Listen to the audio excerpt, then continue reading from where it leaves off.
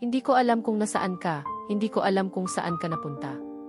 Wala kang alam sa lalaking gusto mo.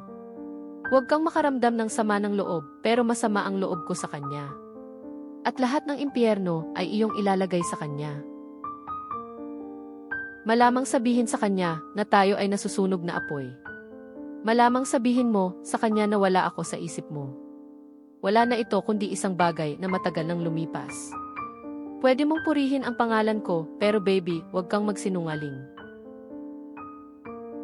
Kapag natikman mo ang iniinom niya, iniisip mo ba ako?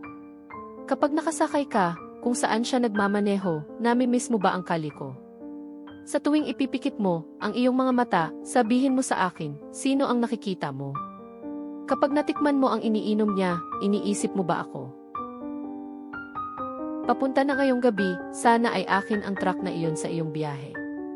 Tulad ng alam mo na dapat. Kapag nasa kama ka niya, nasa ulo mo ba ako? Nababaliw ka, sabihin mo sa akin, baby, iniisip mo ba ako? Nag-iisip ka ba, nag-iisip ka ba?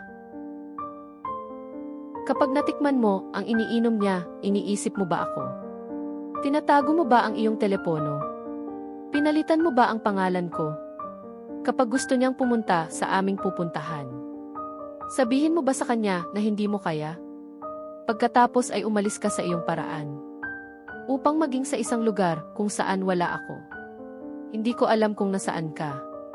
Babae, alam ko kung nasaan ka.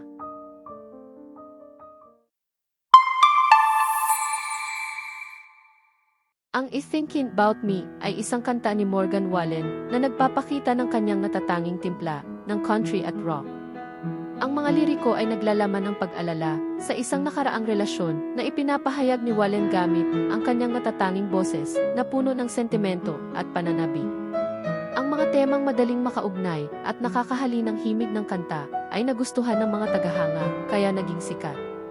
Ang emosyonal na pag-awit at tapat na pagsasalaysay ni Wallen ay nagbigay daan para maging isang natatanging track sa kanyang diskografiya.